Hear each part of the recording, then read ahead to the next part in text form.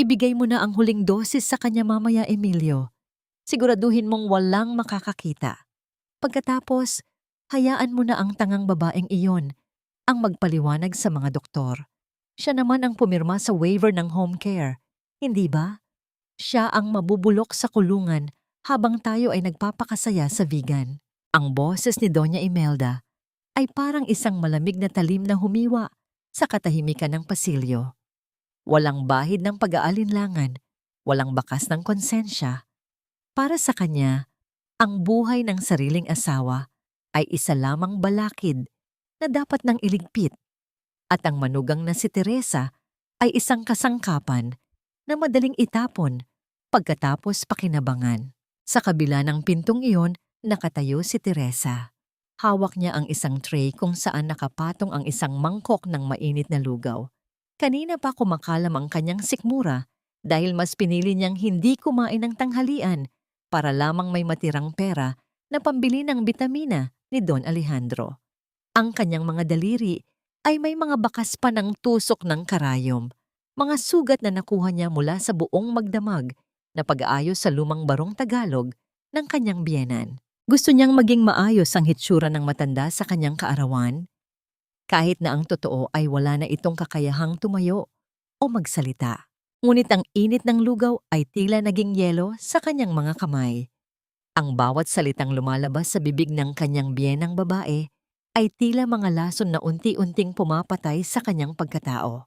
"Huwag kang mag-alala, Ma," sagot ni Emilio, ang asawa ni Teresa na 5 taon na niyang pinagsisilbihan ng may buong katapatan. Nakuha ko na rin ang pirma niya sa bagong insurance policy kagabi.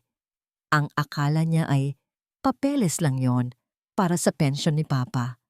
Kapag nawala sila pareho, tayo ang tanging tagapagmana ng lahat. Walang makakahalata. Sino ba naman ang maniniwala sa isang mahirap na babaeng tagapangasinan laban sa atin? Naramdaman ni Teresa ang biglang pagbigat ng kanyang dibdib. Tila may isang malaking bato na nakadagan sa kanyang puso, dahilan upang bawat hininga ay maging isang matinding pasakit.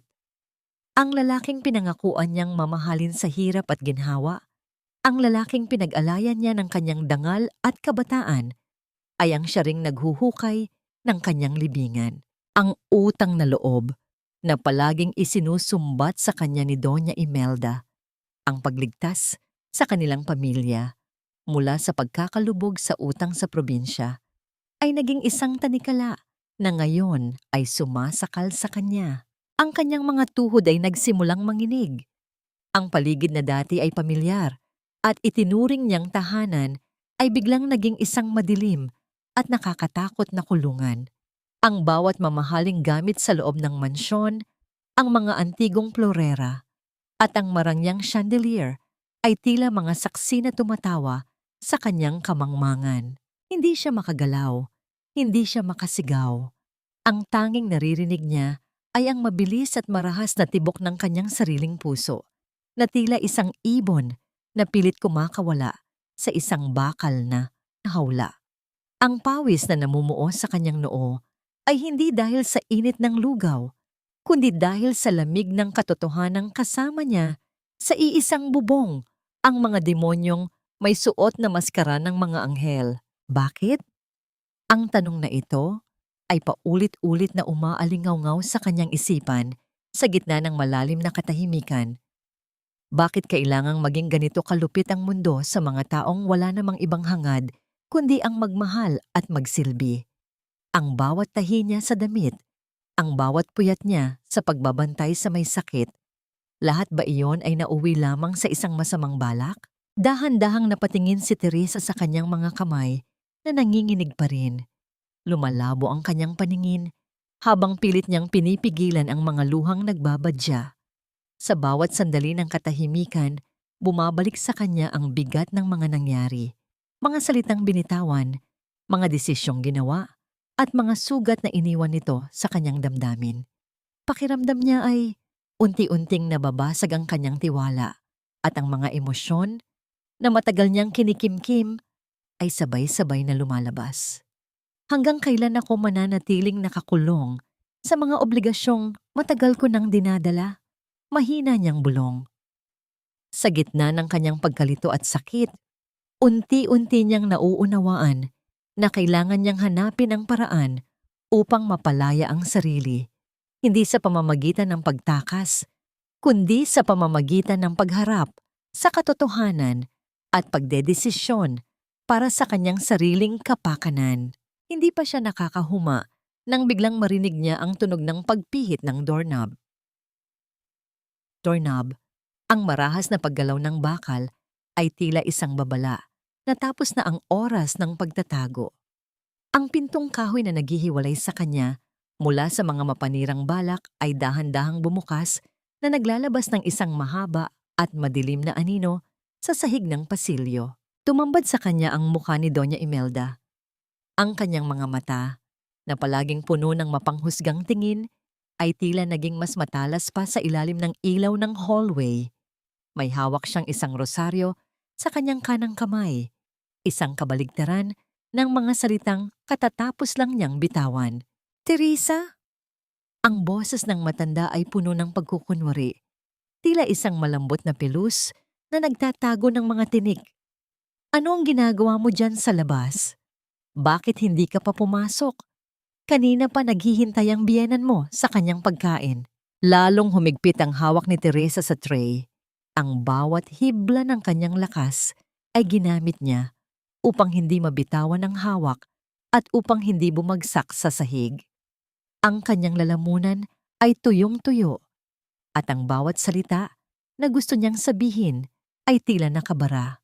Nakikita niya ang likod ni Doña Imelda, ang kanyang asawang si Emilio, na ngayon ay nakatitig din sa kanya ng may malamig na ekspresyon, na tila binabasa kung may narinig ba siya o wala. Sa sandaling iyon, alam ni Teresa na wala na siyang matatakbuhan. Ang mansyong ito, na dati ay simbolo ng kanyang pagsisikap na maging isang mabuting asawa at manugang, ay naging isang madilim na bitag na handa siyang lamunin ng buo. Ang bawat hakbang ni Doña Imelda palapit kay Teresa ay tila isang hatol na hindi matatatakasan. Ang matalas na tunog ng kanyang mga mamahaling tsinelas sa makintab na sahig ay bawat tusok sa pandinig ng nanliliit na manugang.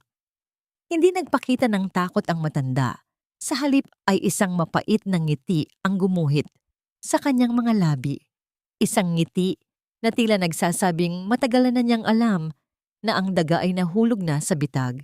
Kinuha ni Doña Imelda ang tray mula sa nanginginig na mga kamay ni Teresa. Ang paggalaw ng kanyang mga daliri na puno ng mamahaling singsing ay tila isang marahas na pag-agaw sa huling piraso ng dangal na hawak ng babae. Inilapag niya ang tray sa isang maliit na mesa sa gilid at ang pagtama ng porselana sa kahoy ay naglabas ng isang tunog na sapat na upang basagin ang natitirang tapang ni Teresa. "Narinig mo ba lahat, Hija?" Ang tanong ni Doña Imelda. Ang boses ay malambot, ngunit may dalang kamandag. "Huwag kang tumingin sa akin na parang ako ang masama. Tumingin ka sa salamin. Sino ba ang nagdala sa iyo rito? Sino ba ang nagligtas sa pamilya mo sa pangasinan nang balak na silang palayasin sa inyong munting bukid dahil sa mga utang ng namayapa mong ama? Kami, Teresa, ang pamilya Reyes." Lumapit din si Emilio, ngunit hindi upang damayan ang kanyang asawa.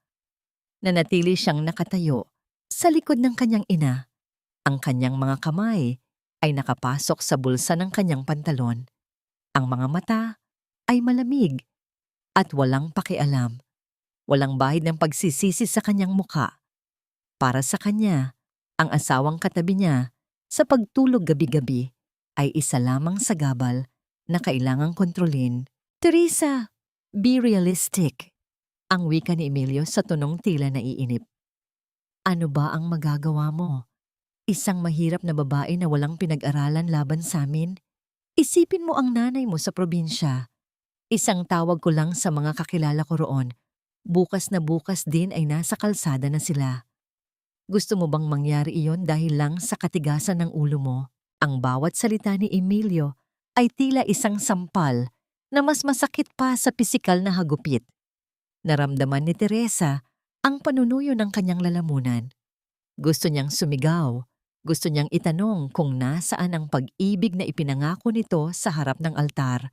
Ngunit ang tanging lumabas sa kanyang bibig ay isang mahinang hikbi. Ang kanyang puso ay tila isang basag na baso na pilit binubuo, ngunit unti-unti ring nadudurog sa bawat paghinga.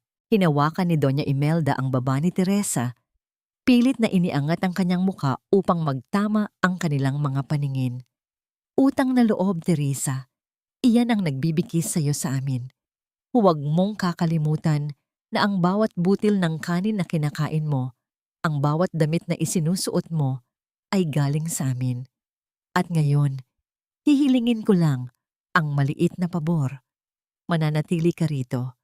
Aalagaan mo ang iyong biyenan sa huling sandali ng kanyang buhay. At kapag natapos na ang lahat, bibigyan kita ng sapat na pera para mabuluhin mo sa karangyaan ang pamilya mo sa Pangasinan. Hindi ba't yun naman ang gusto mo? Pero, papatayin niyo siya. Ang bulong ni Teresa. Ang boses ay halos hindi marinig dahil sa takot. Tumawa ng mahina si Doña Imelda, isang tunog na walang kaluluwa. Hindi namin siya papatayin. Bibigyan lang natin siya ng kapayapaan na matagal na niyang dapat nakamit. At ikaw, ang mabuting manugang, ang siyang maghahatid sa kanya roon. Kung magsusumbong ka, sino ang paniniwalaan? Ang mga dokumentong pinirmahan mo ay sapat na upang patunayan na pinabayaan mo siya. Ikaw ang magiging mamatay tao sa mata ng batas, hindi kami. Bago pa makasagot si Teresa, marahas na hinablot ni Doña Imelda ang cellphone na nasa bulsa ng kanyang apron. Ang mabilis na pag-agaw na yon ay tila pagputol sa huling ugnayan ni Teresa sa labas ng mundong yon. Tiningnan ng matanda ang screen ng telepono bago ito tuluyang patayin at ibulsa. Mula ngayon, wala kang kakausapin, wala kang tatawagan. Ang tanging tungkulin mo ay ang silid na ito at ang matandang nasa loob nito. Ang huling bilin ni Doña Imelda bago siya tumalikod. Humarap si Emilio kay Teresa sa huling pagkakataon. May bahid ng pangungutya sa kanyang mga mata. Magpakabait ka, Teresa. Huwag mong pilitin na maging masama ako sa iyo. Alam mo kung gaano kalawak ang impluensya ni Mama. Sumunod si Emilio sa kanyang ina palabas ng silid. Ang tunog ng pagsara ng pinto ay parang isang mabigat na hatol ng kamatayan na umalingaw-ngaw sa buong pasilyo. Narinig ni Teresa ang pag-ikot ng susi mula sa labas. Sila ay aalis patungong Vigan. Iiwan siyang bilanggo sa sarili niyang tahanan. Kasama ang isang matandang lalaking unti-unting pinapatay ng mga taong dapat ay nagmamahal dito. Naiwang mag-isa si Teresa sa gitna ng silid. Ang tanging liwanag na nagmumula sa bintana ay tila naging maputla at malungkot. Napaupo siya sa sahig. Ang kanyang mga kamay ay nakayakap sa kanyang sariling katawan dahil sa lamig na hindi nanggagaling sa aircon, kundi sa kawalan ng pag-asa. Tumingin siya sa kanyang mga daliri na may mga bakas ng tahi, mga tahi na binuo niya ng may pagmamahal. Ngunit ngayon ay tila mga peklat ng kanyang kamangmangan. Paano siya lalaban kung ang kanyang sariling mga kamay ang ginamit upang itali ang lubid sa kanyang leeg? Sa loob ng mansyong ito, na puno ng ginto at karangyaan, siya ay isang buhay na bangkay, naghihintay sa oras na siya ay tuluyang ilibing ng mga taong itinuring niyang pamilya. Ang katahimikan sa loob ng silid ay tila isang malaking kumunoy na unti-unting lumalamon sa kanyang pagkatao. Sa gitna ng kanyang pagluha, ang tanging naririnig niya ay ang mahina at hirap na paghinga ni Don Alejandro mula sa kama. Isang buhay na malapit ng maglaho at isang buhay na nakapiit sa dilim. Dalawang kaluluwa na kapwa biktima ng kasakiman, naghihintay sa isang himalang tila hindi na darating. Ang halaga ng aking buhay ay nakasulat na sa isang pirasong papel na may tuyong tinta ng pagtataksil. Habang ang bawat tibok ng aking puso ay puno ng takot, para sa kanila, ito ay katumbas lamang ng mga numerong may maraming zero sa dulo. Sa loob ng madilim na silid-aklatan ni Emilio, naramdaman ni Teresa ang bigat ng katahimikan. Ang mga anino ng mga libro sa dingding ay tila mga higanting nagmamasid sa kanyang bawat galaw. Nakalimutan ni Emilio ang kanyang susi sa ibabaw ng mesa dahil sa pagmamadali nitong umalis patungong vegan kasama ang kanyang ina at ang babaeng itinuring nitong bagong buhay. Ang suot ni Teresa na apron ay basang-basa pa rin ng kanyang mga luha, ngunit ang kanyang mga kamay, bagamat nanginginig, ay may ibang hinahanap. Hindi na siya ang tupa na hihintay na lamang ang oras ng katayan. Dahan-dahang ipinasok ni Teresa ang susi sa maliit na drawer ng mesa. Ang mahinang tunog ng bakal na nagtatama sa loob ng kandado ay umalingaw-ngaw sa buong silid, sapat na upang magpabilis ng kanyang kaba. Sa loob, tumambad ang isang kulay asul na folder. Ang pamagat na nakasulat sa itaas ay sapat na upang magpadilim sa kanyang paningin. Life Insurance Policy. Teresa Reyes. Binuksan niya ang folder ng may nanginginig na mga daliri. Ang bawat pahina na kanyang binabasa ay tila isang kutsilyong unti-unting humihiwa sa kanyang huling pag-asa. Hindi lang pala ang pensyon ni Don Alejandro ang kanilang hinahabol. Mayroong 5 milyong pisong makukuha si Emilio kapag namatay si Teresa sa isang aksidente. Isang mapait na tawa ang kumawala sa kanyang tuyong lalamunan. Ang bawat gabi na pinagsilbihan niya si Emilio, ang bawat sakripisyo niya upang maging maayos ang lahat, ay nauwi lamang sa isang negosyo kung saan ang kanyang kamatayan ang pinakamalaking kita. Ang kanyang asawa ay hindi lamang isang taksil, siya ay isang mamamatay tao na naghihintay lamang ng tamang pagkakataon. Naramdaman ni Teresa ang unti-unting paglamig ng kanyang katawan. Ang sahig sa ilalim ng kanyang mga paa ay tila nawawala at ang hangin sa loob ng silid ay nagiging masyadong mabigat para sa kanyang mga baga. Ang bawat salita sa dokumento, ang accidental death benefit, ang sole beneficiary na si Emilio ay tila mga anino na sumasakal sa kanya. Kaya pala ganoon kadali para sa iyo na itapon ako. Ang bulong niya sa hangin. Ang boses ay puno ng pait na hindi na kayang lunukin. Inilabas niya pa ang ibang mga papel mula sa ilalim ng folder. Doon ay nakita niya ang mga resibo ng mga mamahaling alahas, ang mga singsing at kwintas na kinuha ni Emilio mula sa kanyang munting kahon, ang tanging alaala ng kanyang yumaong ina. Nakasulat sa resibo ang pangalan ng ibang babae. Ang kanyang mga alaala ay ipinagpalit sa mga luho ng isang kalandian. Sa gitna ng kanyang pagkasira, isang kaisipan ang biglang pumasok sa kanyang isipan. Ang insurance policy ni Don Alejandro. Hinanap niya ito at natagpuan sa likod ng mga dokumento. Pareho ang petsa, parehong plano. Ang balak ni na Emilio at Doña Imelda ay isang malaking linis sa buong pamilya. Isang aksidente para sa kanya at isang stroke para sa matanda. Naramdaman ni Teresa ang isang matinding bugso ng galit na hindi niya kailanman naramdaman sa buong buhay niya. Ang galit na ito ay hindi na nanggagaling sa sakit, kundi sa pagnanais na mabuhay. Ang kanyang mga luha ay natuyo na at ang natira sa kanyang mga mata ay ang apoy ng isang babaeng wala nang mawawala. Isinara niya ang drawer at maingat na ibinalik ang susi sa posisyon nito. Itinago niya ang insurance policy sa ilalim ng kanyang suot na damit, malapit sa kanyang puso, bilang isang paalala ng lason na nakapaligid sa kanya. Dahan-dahan siyang lumabas ng silid-aklatan at naglakad patungo sa silid ni Don Alejandro. Ang bawat hakbang niya sa pasilyo ay tila mas matatag kaysa kanina. Ang mansyong ito, na dati ay itinuturing niyang pangarap, ay isa na lamang malaking nitsyo na kailangan niyang takasan. Pagpasok niya sa silid ng matanda, nakita niya itong nakahiga, walang malay, at tila hinihintay na lamang ang huling sandali. Ang amoy ng gamot sa loob ng silid ay naging masangsang sa kanyang ilong. Lumapit siya sa kama at tiningnan ang maputlang mukha ng kanyang biyenan. Tatay, ang tawag niya rito, gamit ang tawag na puno ng respeto. Kami lang dalawa ang narito.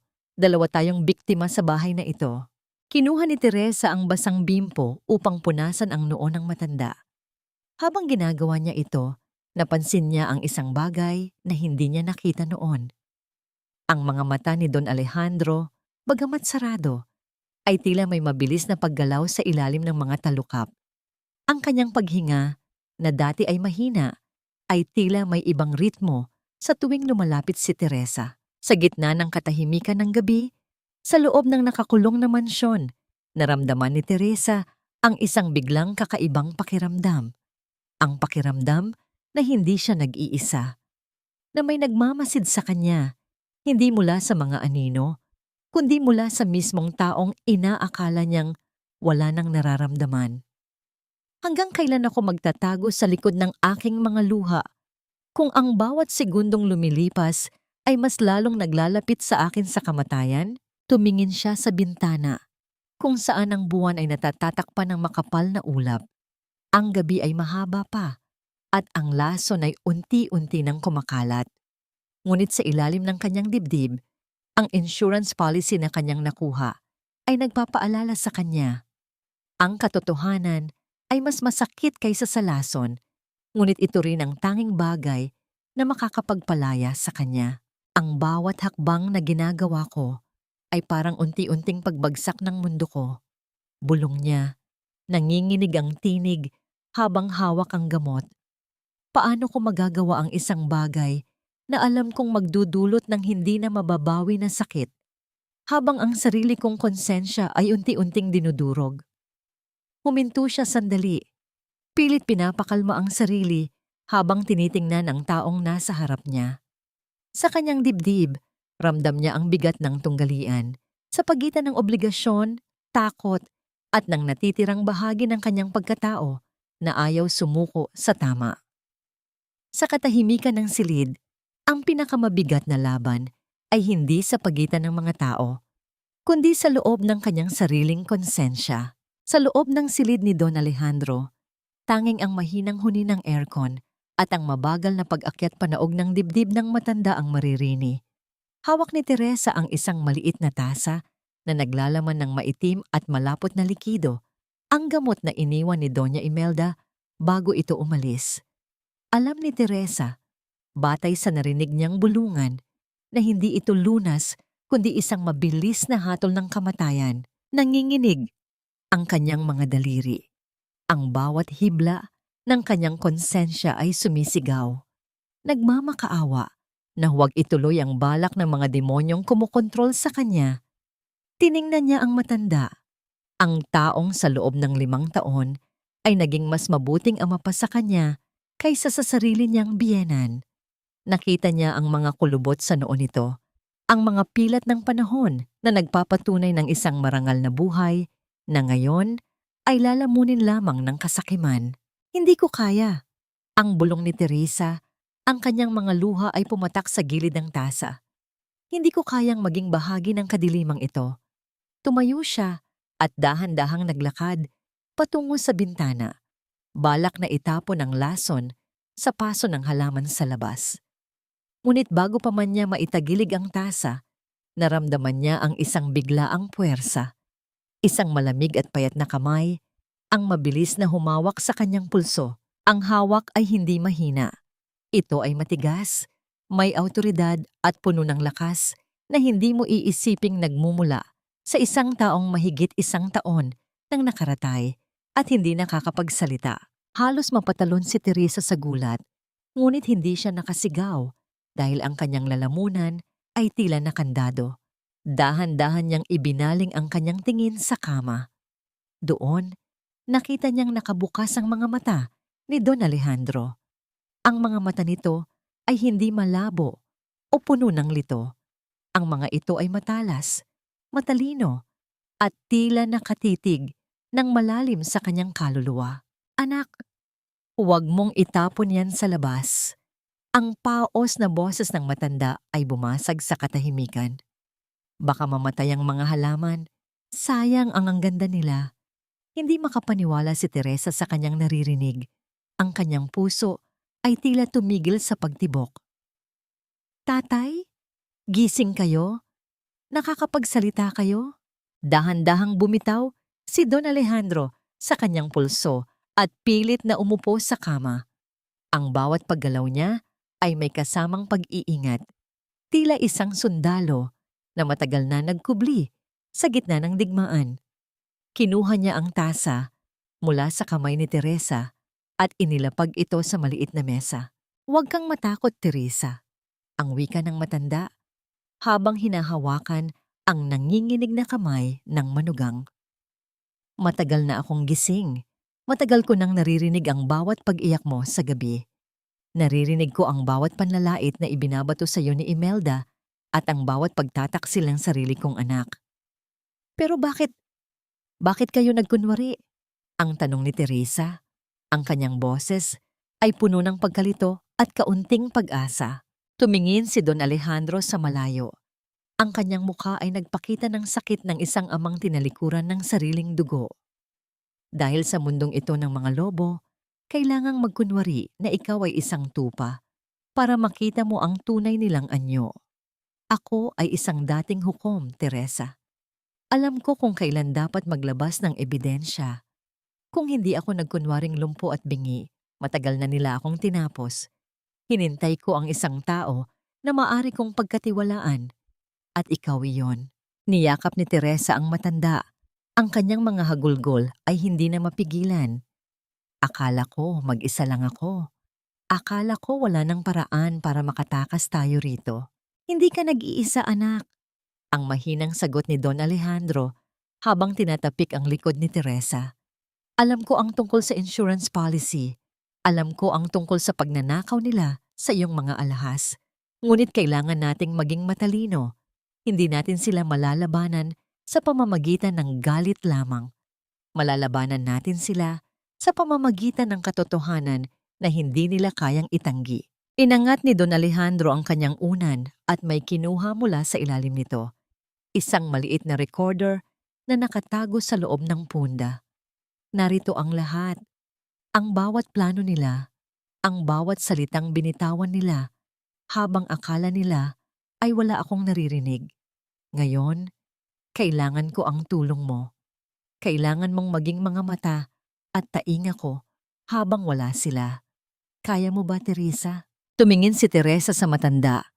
Ang takot na kanina ay lumalamon sa kanya ay unti-unting napalitan ng isang matinding determinasyon.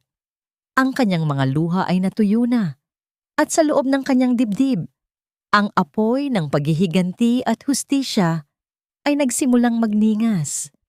"Opo, tatay. Gagawin ko ang lahat." Sa gitna ng kadiliman ng mansyon, sa loob ng silid na puno ng lason at dumi, dalawang sugatang kaluluwa ang bumuo ng isang alyansang hindi kayang wasakin ng anumang yaman. Ang bawat tahi ni Teresa sa damit ay hindi na lamang para sa kaarawan. Ito ay para sa isang bagong buhay na malapit nang magsimula. Hindi sapat ang luha upang hugasan ang dumi ng kanilang kasalanan. Teresa, kailangan natin ng higit pa sa pag-iyak. Kailangan natin ng katibayan na dudurog sa kanilang pagkatao sa harap ng buong mundo. Ang boses ni Don Alejandro ay parang isang dahan-dahang pag-agos ng tubig sa isang tuyong sapa. Mahinahon, ngunit may dalang lakas na hindi matitinag. Sa loob ng silid na yon, kung saan ang bawat sulok ay tila may nakatagong pakinig, ang kanilang mga bulong ay naging tanging sandata laban sa isang dambuhalang kasamaan. Hinawakan ng matanda ang nanginginig na mga kamay ni Teresa. Sa bawat haplos ng kanyang magaspang na palad, naramdaman ni Teresa ang isang uri ng proteksyon na matagal na niyang kinalimutan. Sa loob ng 5 taon ng kanyang pagsasama kay Emilio, lagi siyang pinaramdam na siya ay isang estranghero, isang utusan na binihisan lamang ng magarang damit. Ngunit sa harap ng biyenang ito, na itinuring ng lahat na isang bangkay, nahanap niya ang kanyang tunay na ama. "Tatay, paano natin ito gagawin? Nakakulong tayo rito." Kinuha ni Doña Imelda ang cellphone ko. Wala akong makausap sa labas. Ang wika ni Teresa. Ang kanyang mga mata ay puno ng takot, ngunit may kasamang bagong silang na determinasyon. Dahan-dahang ngumiti si Don Alejandro, isang nangiting puno ng karunungan ng isang dating hukom. Listen to me, Hisha. Ang bawat krimen ay laging nag-iiwan ng bakas. Ang kanilang pagkakamali ay ang isiping wala na akong kakayahang mag-isip. Ang akala nila, ang katahimikan ko ay tanda ng pagkatalo. Hindi nila alam, ang katahimikan ay ang pinakamagandang pwesto upang makita ang lahat. Inutusan ni Don Alejandro si Teresa na abutin ang isang maliit na kahon ng mga sinulid na nasa ilalim ng kanyang lumang makina sa pananahi. Doon, sa ilalim ng mga makukulay na hibla ng seda, ay may nakatagong isang maliit na kagamitan, isang micro camera na kasing liit lamang ng butones. Ito ang magiging mata natin, Teresa, ang bulong ng matanda. Kailangan mong ilagay ito sa mga lugar kung saan sila madalas mag-usap. Sa sala, sa silid kainan, at sa opisina ni Emilio. Kailangan nating makuha ang boses nila, ang mga plano nila, at ang mismong mukha ng kanilang pagtataksil. Naramdaman ni Teresa ang mabilis na pagtibok ng kanyang puso.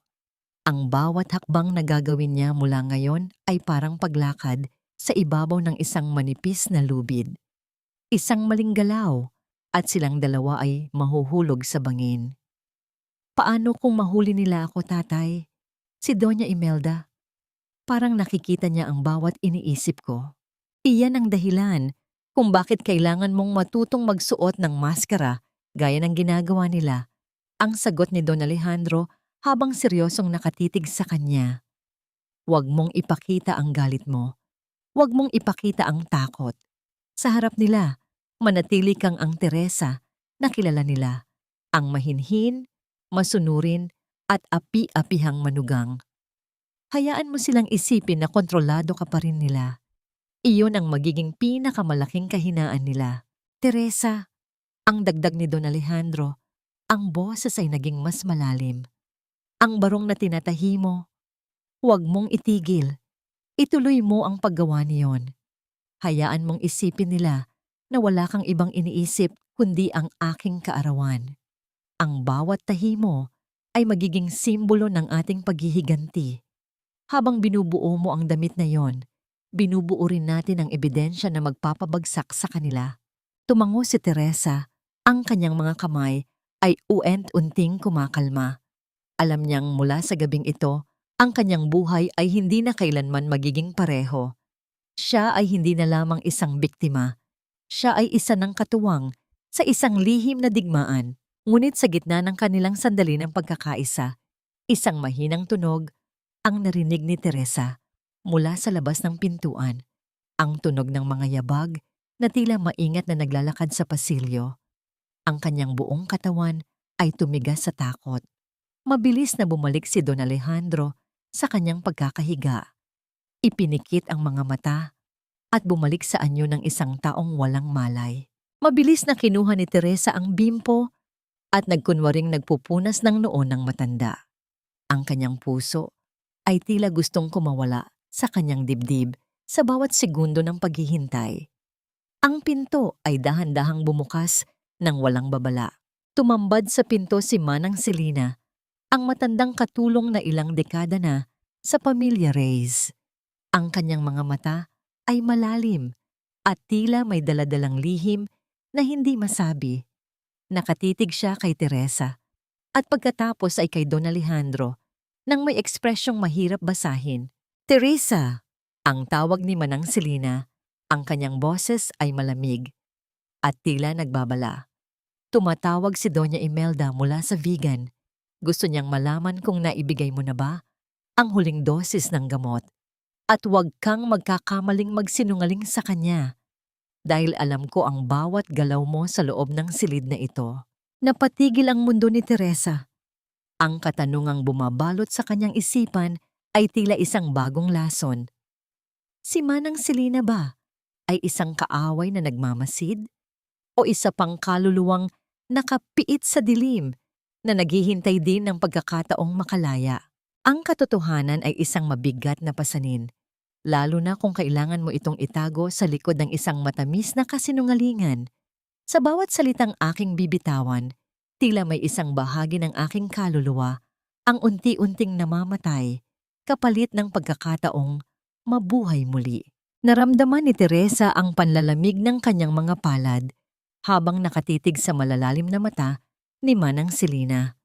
Ang matandang katulong ay tila isang estatwa na hindi gumagalaw sa may pintuan. Ang kanyang mukha ay isang puzzle na hindi kayang buuin ni Teresa. Sa loob ng 5 taon, si Manang Selina ay naging anino lamang sa loob ng mansyon, tahimik, masunurin at tila walang sariling tinig. Ngunit ngayon, ang kanyang boses ay tila may dalang babala na hindi maaring baliwalain. Naibigay ko na po, Manang, ang sagot ni Teresa.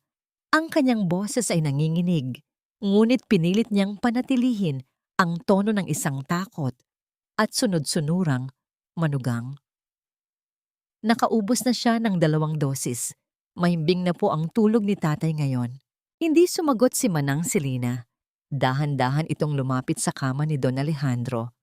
Ang bawat hakbang ng matanda sa sahig ay tila isang mabagal na pintig ng kaba sa dibdib ni Teresa.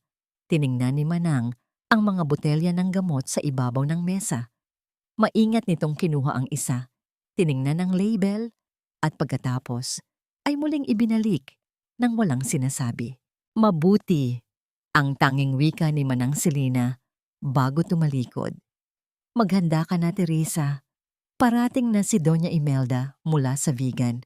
Hindi siya natuloy sa kanyang bakasyon dahil may masama siyang kutob. Siguraduhin mong ang mukhang iyan ang makikita niya. Ang mukha ng isang babaeng nawawalan na ng pag-asa. Nang tuluyang makaalis si Manang Selina, parang nawalan ng lakas ang mga binti ni Teresa. Napakapit siya sa gilid ng kama upang hindi tuluyang bumagsak. Ang pagbabalik ni Doña Imelda ay parang isang madilim na ulap na muling lalamon sa kanyang munting liwanag.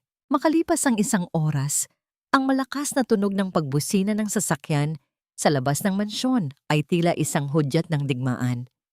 Narinig ni Teresa ang marahas na pagbukas ng malaking pinto sa ibaba at ang boses ni Doña Imelda na agad na naghahanap ng atensyon. Ang bawat yabag ng kanyang sapatos sa hagdanan ay tila isang mabigat na martilyo na tumatama sa dibdib ni Teresa. Pumasok si Doña Imelda sa silid ng hindi kumatok. Ang amoy ng kanyang mamahaling pabango ay agad na lumunod sa amoy ng gamot sa loob ng kwarto.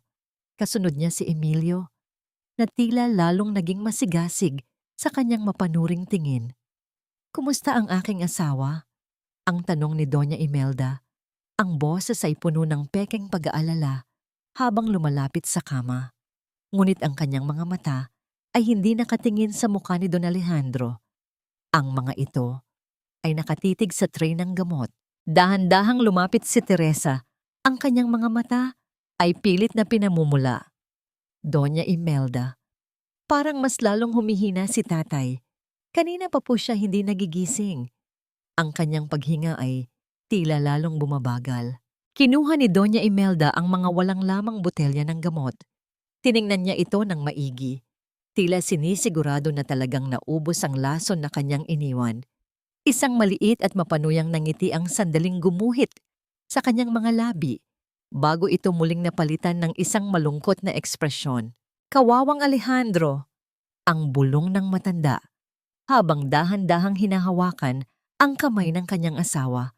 Ang kamay na alam ni Teresa na may kakayahang dumurog sa kanila. Emilio, tila tama ang iyong hinala. Hindi na magtatagal ang iyong ama. Teresa, maghanda ka na ng itim na damit. Kailangan nating maging handa sa anumang mangyayari. Opo, Doña Imelda. Gagawin ko po ang sinabi niyo. Ang wika ni Teresa habang nakayuko. Itinatago ang apoy ng galit sa kanyang mga mata. Mabuti, ang sagot ni Doña Imelda habang lumalakad palabas. Emilio, tawagan mo ang abogado. Sabihin mo na kailangan nating repasuhin ang huling habilin ni Alejandro bago ang lahat ay maging huli na. Naiwan muli si Teresa sa silid pagkatapos nilang lumabas. Ang kanyang puso ay mabilis pa ring tumitibok. Ngunit sa ilalim ng kumot, naramdaman niya ang dahan-dahang paggalaw ng kamay ni Don Alejandro. Isang senyas na narinig nito ang lahat. Isang paalala na hindi siya nag-iisa sa gitna ng mga lobo. Gayunpaman, nang tingnan ni Teresa ang gilid ng pintuan, nakita niya ang isang bagay na nagpabilis muli ng kanyang kaba. Ang microcamera na maingat niyang inilagay sa ilalim ng mesa ni Emilio kanina. Nasaan na ito? Bakit wala na ito sa lugar na kanyang pinaglagyan?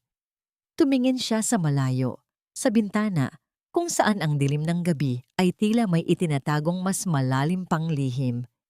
May iba pa bang nakakaalam ng kanilang plano? O sadyang mas matalino ang kanyang mga kaaway kaysa sa kanyang inaakala? Ang bawat lihim ay may sariling pintig. Isang katotohanang pilit kumakawala sa gitna ng katahimikang bumabalot sa bawat sulok ng mansyong ito. Sa loob ng mahabang panahon, ang aking dila ay naging bilanggo ng takot. Ngunit ang bawat tahi ng aking karanasan ay sapat na upang mabuo ang isang kwentong wawasak sa kanilang lahat. Hindi mapakali si Teresa sa loob ng kanyang maliit na silid sa tabi ng kusina. Ang kanyang mga kamay ay kanina pa hinahanap ang nawawalang microcamera sa ilalim ng kanyang mga unan at sa loob ng kanyang kahon ng pananahi. Ang bawat segundo ng pagkawala nito ay tila isang mitya ng bombang malapit ng sumabog. Paano kung nahanap iyon ni Emilio? Paano kung si Doña Imelda ang may hawak nito ngayon? Ang isiping iyon ay sapat na upang maging yelo ang dugo sa kanyang mga ugat. Dahan-dahanan siyang lumabas ng silid. Ang kanyang mga hakbang ay tila mga anino na hindi gumagawa ng tunog sa madilim na pasilyo. Habang papalapit siya sa kusina upang kumuha ng tubig para kay Don Alejandro, isang malamig na kamay ang humawak sa kanyang balikat mula sa likuran. Halos tumalon ang puso ni Teresa sa kanyang lalamunan at ang kanyang hininga ay biglang napatid. "Huwag kang malikot, Teresa," ang bulong ni Manang Selina. Ang boses nito ay tuyo at tila nagmula sa kailaliman ng isang lumang baul. Hinarap ni Teresa ang matanda. Ang kanyang mga mata ay puno ng pakiusap. "Manang, ang gamit ko, ikaw ba ang kumuha?" Ibinukas ni Manang Selina ang kanyang palad. Doon, sa gitna ng kanyang mga kulubot na linya, ay ang maliit na kamera na hinahanap ni Teresa. "Masyado kang padalos-dalos, Hija. Inilagay mo ito sa ilalim ng mesa ni Emilio. Pero hindi mo alam na bawat Miyerkules ay naglilinis doon si Doña Imelda mismo. Kung hindi ko ito kinuha bago siya pumasok kanina, marahil ay nasa gitna ka na ngayon ng kalsada o baka nasa ilalim na ng lupa." Nakahinga ng maluwag si Teresa, ngunit ang kanyang kaba ay hindi pa rin tuluyang nawawala. "Salamat, Manang. Pero bakit niyo ako tinutulungan? Akala ko ay tapat kayo kay Doña Imelda." Isang mapait na buntong hininga ang kumawala sa matanda. Ang kanyang mga mata, na dati ay tila walang buhay, ay biglang nagningning sa galit at pait. Tapat? Ang katapatan ay para sa mga taong marunong rumespeto sa buhay. Ang pamilyang ito ay binuo sa ibabaw ng mga kasinungalingan. Teresa. At ako ang naging saksi sa bawat pagpatak ng dugo at luha sa bahay na ito sa loob ng 3 dekada. Hinila ni Manang Selina si Teresa patungo sa isang sulok ng kusina na hindi naaabot ng liwanag. May kinuha siya mula sa loob ng kanyang suot na kamiseta. Isang lumang sobre na kulay dilaw na sa katagalan ng panahon. Ang bawat kanto nito ay kupas na at ang amoy ng luma at amag ay agad na humalimuyak. "Basahin mo ito," ang utos ni Manang Selina habang ibinibigay ang sobre kay Teresa. Ito ang dahilan kung bakit ganun na lamang ang pagnanais ni Imelda na makuha ang yaman ni Alejandro. Ito ang dahilan kung bakit hindi siya tunay na ina sa paningin ng batas. Nanginginig ang mga daliri ni Teresa habang binubuksan ang sobre. Sa loob, ay may isang sulat na sulat kamay at isang dokumento mula sa isang lumang ospital sa probinsya. Habang binabasa ni Teresa ang bawat salita, ang kanyang mga mata ay lalong lumalaki sa gulat. Ang lihim na nakasulat doon ay tila isang kidlat na gumuhit sa madilim niyang mundo. Hindi siya ang tunay na ina ni Emilio. Ang hindi makapaniwalang bulong ni Teresa. Si Imelda ay isang hamak na nurse lamang noon sa ospital kung saan nanganak ang tunay na asawa ni Alejandro. Ang paliwanag ni Manang Selena, ang boses ay tila isang mapait na gunita. Namatay ang tunay na asawa ni Alejandro sa panganganak. Dahil sa ambisyon ni Imelda, ginamit niya ang kanyang ganda at talino upang akitin ang isang nagdadalamhating balo. Pinaniwala niya si Alejandro na siya ang tanging makakapagpuno sa pagkukulang ng isang ina para kay Emilio. Ngunit ang katotohanan ay pinalitan niya ang mga dokumento.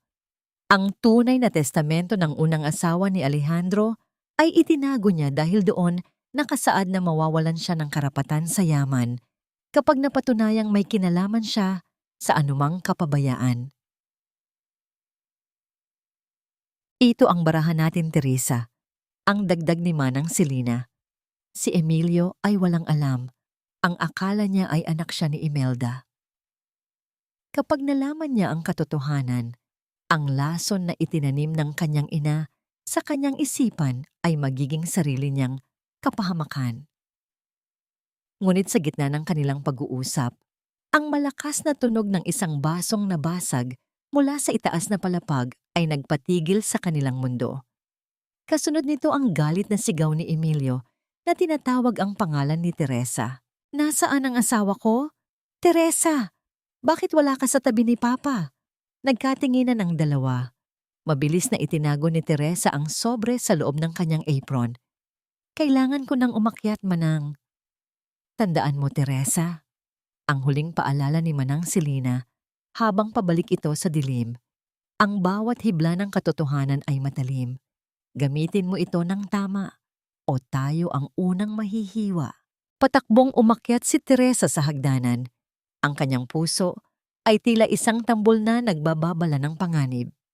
Nang makarating siya sa pintuan ng silid ni Don Alejandro, tumambad sa kanya si Emilio na puno ng galit ang mukha, habang si Doña Imelda ay nakatayo sa gilid, may hawak na isang piraso ng papel na tila pamilyar. Ano ito, Teresa? Ang tanong ni Emilio habang iwinawagayway ang isang maliit na resibo ng alahas. Ang resibong itinago ni Teresa mula sa drawer kanina. Bakit nasa iyo ang resibong ito? Magnanakaw ka ba? Naniga si Teresa sa kanyang kinatatayuan. Ang lihim na hawak niya sa loob ng kanyang apron ay tila naging 1,000 kilo ang bigat. Paano niya ipapaliwanag ang lahat nang hindi nalalantad ang kanyang tunay na plano? Magnanakaw ka ba, Teresa? O sadyang matalino ka lang sa pagtatago ng iyong tunay na anyo? Sagutin mo ako. Bakit nasa iyo ang resibong ito na kinuha ko pa mula sa loob ng aking nakalak na drawer? Ang boses ni Emilio ay parang isang marahas na kulog na yumanig sa buong silid. Ang kanyang muka ay namumula sa galit at ang kanyang mga mata ay nanlilisik habang iwinawagayway ang maliit na piraso ng papel sa harap ng mukha ni Teresa. Ang bawat salita niya ay tila isang mantsa na pilit niyang ibinabahid sa dangal ng kanyang asawa. Naramdaman ni Teresa ang panlalamig ng kanyang mga binti. Ang sobrang naglalaman ng lihim ni Doña Imelda na nakatago sa kanyang apron ay tila nagiging kasing init ng baga, tila sinusunog ang kanyang balat. Alam niyang sa isang maling sagot, hindi lamang ang planong paghihiganti ang guguho, kundi pati na rin ang buhay nila ni Don Alejandro. Tumingin si Teresa kay Doña Imelda na nakatayo sa gilid ng may mapanuring tingin. Ang matanda ay hindi nagsasalita, ngunit ang kanyang katahimikan ay mas nakakatakot kaysa sa sigaw ni Emilio. Tila hinihintay niya ang bawat pagkakamali ni Teresa upang tuluyan itong lamunin.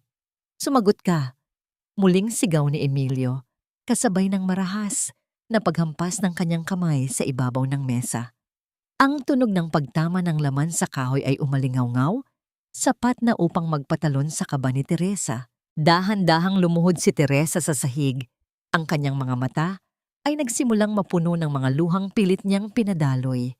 Ito ang turo ni Don Alejandro, ang gamitin ang kanyang kahinaan bilang isang baluti.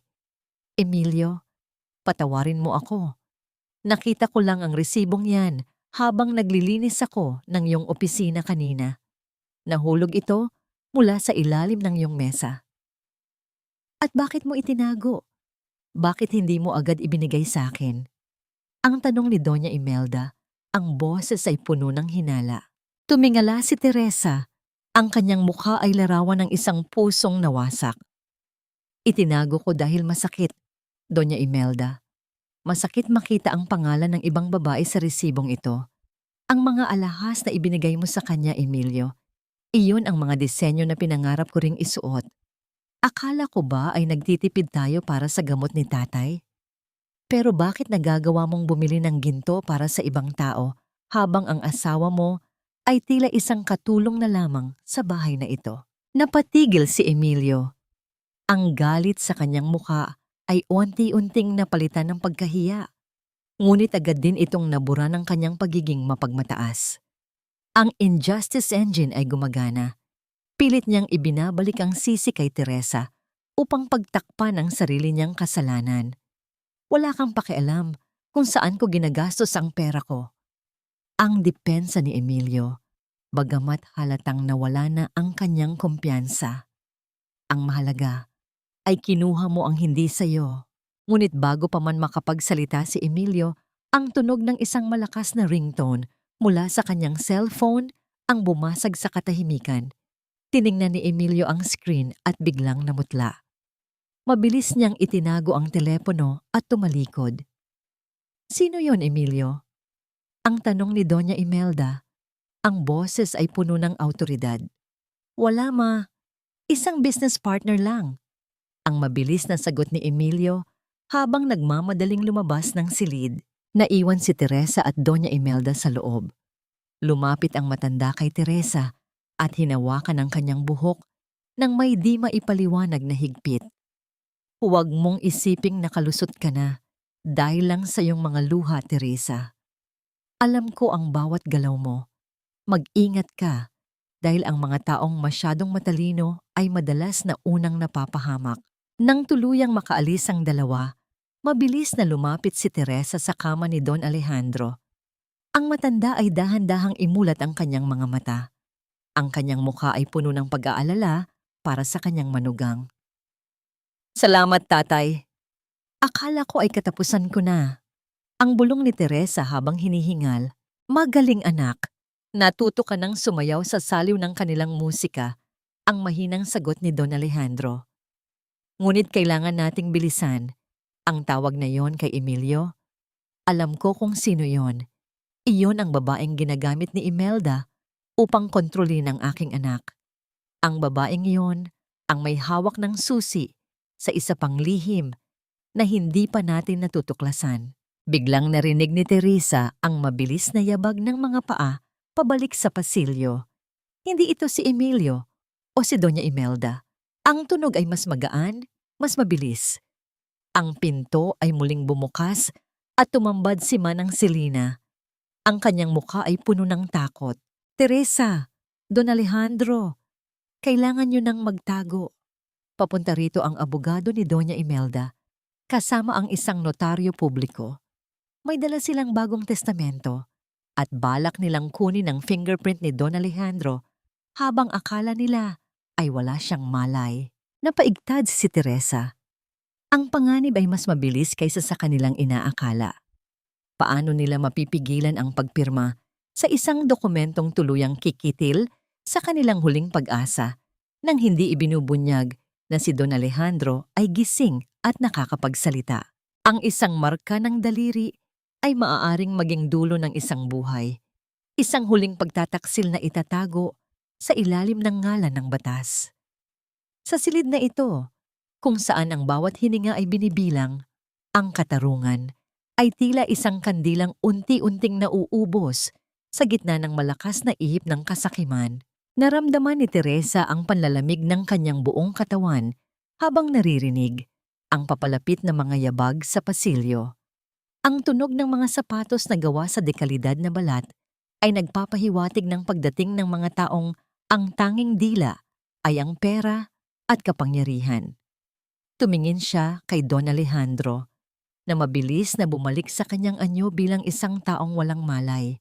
Ang kanyang mga mata ay pikit, ang kanyang bibig ay bahagyang nakabukas, at ang kanyang katawan ay tila isang tuyong dahon na madaling tangayin ng hangin. Tatay, ano ang gagawin ko? Ang nanginginig na bulong ni Teresa habang hinahawakan ng malamig na kamay ng matanda. Huwag kang kumilos ng labas sa iyong tungkulin, Teresa. Ang mahinang sagot ni Don Alejandro nang hindi idinidilat ang mga mata. Hayaan mo silang lumapit. Ang kasakiman ang magiging sarili nilang bitag. Magtiwala ka sa akin. Bumukas ang pinto at pumasok si Doña Imelda. Kasunod si Emilio at isang lalaking nakasuot ng dekalibreng barong, si Attorney Ramos, ang matagal ng abogado ng pamilya na alam ni Teresa na matagal na ring nabili ng katusuhan ni Imelda. May dala itong isang itim na folder at isang maliit na lalagyan ng itim na tinta para sa fingerprint. Gawin na natin ito ng mabilis. Ang utos ni Doña Imelda, ang kanyang boses, ay walang bakas ng pag-aalinlangan. Emilio, hawakan mo ang kamay ng iyong ama. Siguraduhin mong malinaw ang marka. Ayaw nating magkaroon ng problema sa korte sa oras na mawala na siya. Lumapit si Emilio sa kama. Ang kanyang mukha ay tila isang maskara ng kawalan ng pakiramdam. Habang hinahawakan niya ang kanang kamay ni Don Alejandro, naramdaman ni Teresa ang isang matinding bugso ng galit. Ito ang lalaking minahal niya, ang lalaking nangakong poprotekta sa kanya. Ngunit ngayon, ay siya pang humahawak sa kamay ng sariling ama upang nakawin ang huling pag-aari nito. Sandali lang po, ang biglang sigaw ni Teresa na nagpatigil sa lahat. Tumingin si Doña Imelda sa kanya ng may nanlilisik na mga mata. Ano yon, Teresa? Huwag mong sabihing susumpungin ka na naman ng iyong pagiging madrama sa oras na ito. Ang mga kamay ni tatay ay masyadong tuyo at nanginginig. Ang katuwiran ni Teresa, ang kanyang isipan ay mabilis na naghahanap ng paraan. Kailangan ko muna itong linisin at lagyan ng lotion para maging malinaw ang marka, gaya ng sabi niyo. Baka po hindi tanggapin ng notaryo kung malabo ang fingerprint. Nagkatinginan si Emilio at Attorney Ramos. May punto siya, ma. Ang sabi ni Emilio, ayaw nating ma-invalidate ang dokumento. Bilisan mo, Teresa. Ang inis na sagot ni Doña Imelda. Ang tunog ng pagtama ng mangkok sa sahig ay umalingaw-ngaw sa buong silid. Mabilis na nagmura si Emilio habang pinapagpagan ang kanyang nabasang pantalon.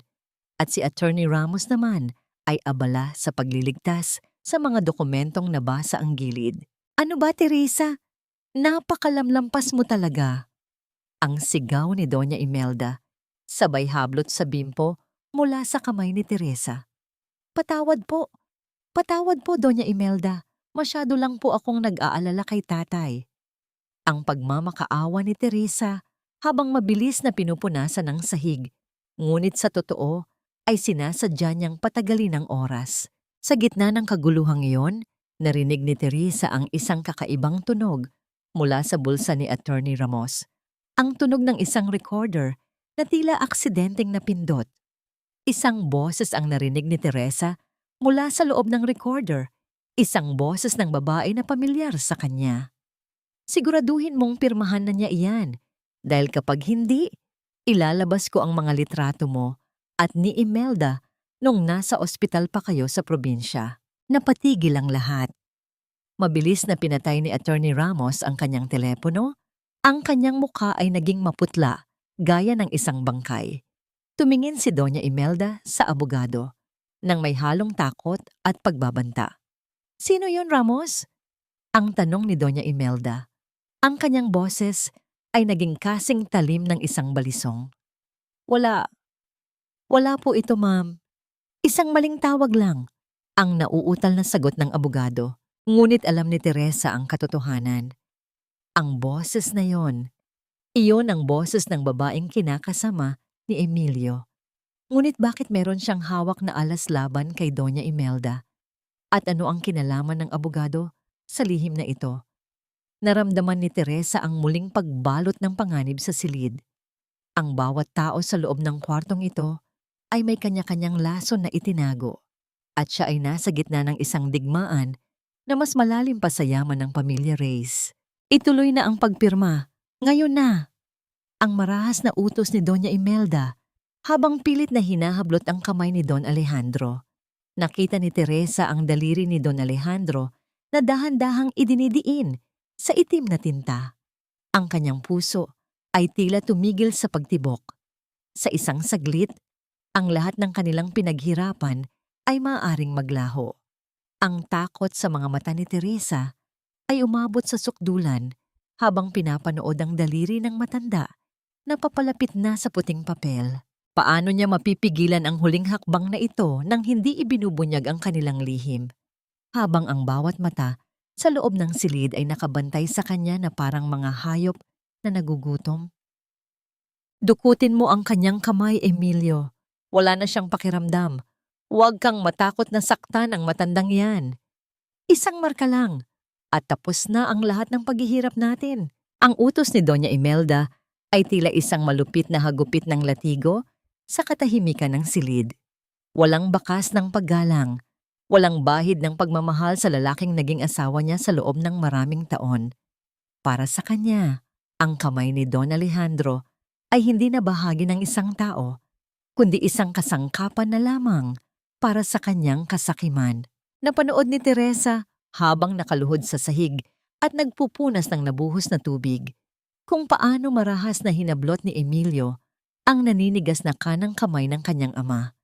Ang itim na tinta ay dumikit sa balat ni Don Alejandro, tila isang madilim na mantsa ng pagtataksil na hinding-hindi na mabubura. Naramdaman ni Teresa ang paninikip ng kanyang dibdib.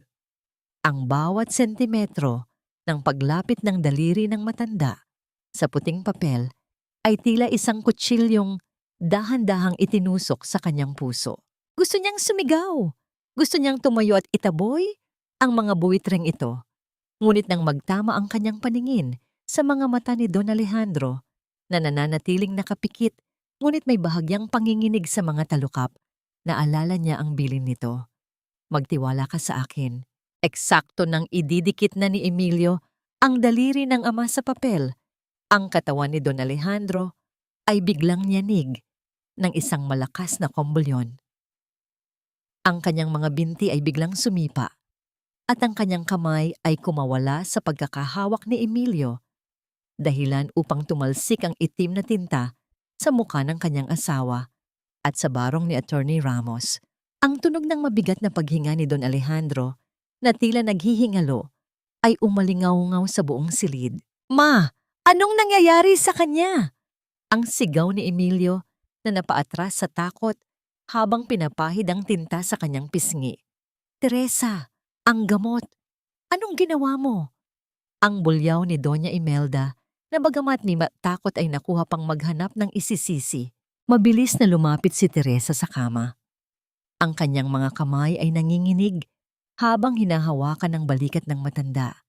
Alam niyang ito ay bahagi lamang ng plano ni Don Alejandro upang itigil ang pagpirma, ngunit ang makita ang matanda na nagkukunwaring naghihingalo ay nagdulot pa rin ng matinding hapdi sa kanyang kaluluwa. Ang puso niya, hindi siya makahinga.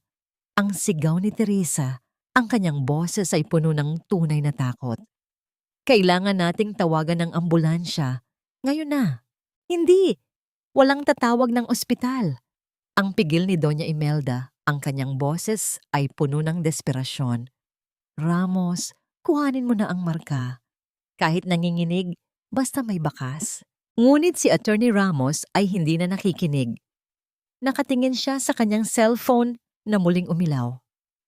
Isang litrato ang ipinadala sa kanya. Isang litrato ng orihinal na testamento ni Don Alejandro na nakatago sa loob ng isang lihim na vault sa probinsya. Kasama ng litrato ay isang mensahe. Itigil ang lahat o malalaman ng buong bansa ang totoo tungkol kay Imelda. Alis na ako, ang maikling wika ni Attorney Ramos habang mabilis na nililigpit ang kanyang mga gamit. Hindi ako pwedeng madamay dito, Imelda. Masyadong malaki ang nakataya. Ramos, bumalik ka rito. Binayaran kita. Ang sigaw ni Doña Imelda, ngunit ang abogado ay tila nakakita ng multo at mabilis na lumabas ng silid. Tumingin si Emilio kay Teresa at pagkatapos ay sa kanyang ina. Ang kanyang muka ay larawan ng pagkalito at takot. Ma, anong gagawin natin? Paano kung mamatay siya nang hindi natatapos ang testamento? Hindi siya mamamatay hanggat hindi ko nakukuha ang gusto ko. Ang sagot ni Doña Imelda habang humihingal sa galit. Teresa, bantayan mo siya. Huwag kang aalis sa tabi niya. Emilio, sumunod ka sa akin. Kailangan nating mahanap kung sino ang nagpapadala ng mga mensaheng iyon kay Ramos. Nang tuluyang makaalis ang dalawa, mabilis na idinilat ni Don Alejandro ang kanyang mga mata. Hingal na hingal siya at ang kanyang mukha ay puno ng pawis. Salamat anak, muntik na tayong mahulog sa bitag. Sino ang nagpadala ng mensahe, tatay? Sino ang tumutulong sa atin? Ang tanong ni Teresa habang pinupunasan ang noo ng matanda. Hindi ko alam, ngunit tila may ibang laro pang nagaganap sa labas ng mansyong ito. Ang mahinang sagot ni Don Alejandro. Bumaba si Teresa sa kusina upang kumuha ng bagong tubig. Ngunit sa kanyang pagdaan sa pasilyo, nakita niya ang pinto ng kwarto ni Manang Selina na bahagyang nakabukas. Sa loob, nakita niya ang matanda na may hawak na isang telepono. Isang teleponong hindi dapat mayroon ng isang katulong. Ang boses ni Manang Selina ay seryoso habang may kausap sa kabilang linya. Nagawa ko na ang utos mo. Natigil ang pagpirma. Pero kailangan mo nang magpakita bago pa tuluyang mawalan ng pasensya si Imelda at gamitin ang huling paraan niya. Ang baril. Napatigil ang mundo ni Teresa. Sino ang kausap ni Manang Selina? At ano ang ibig sabihin ng huling paraan ni Doña Imelda? Naramdaman ni Teresa na ang bawat pader ng mansyon ay tila unti-unting gumuguho at ang laso na itinanim ni Doña Imelda ay hindi lamang para kay Don Alejandro, kundi para sa lahat ng nakakaalam ng kanyang lihim. Hanggang kailan ako mananatiling anino sa labanang ito? Kung ang bawat hakbang ko ay mas lalong naglalapit sa akin sa dulo ng isang baril, ang bawat tahi ng karayom sa telang ito ay tila isang panalangin para sa isang bukas na hindi ko alam kung darating pa.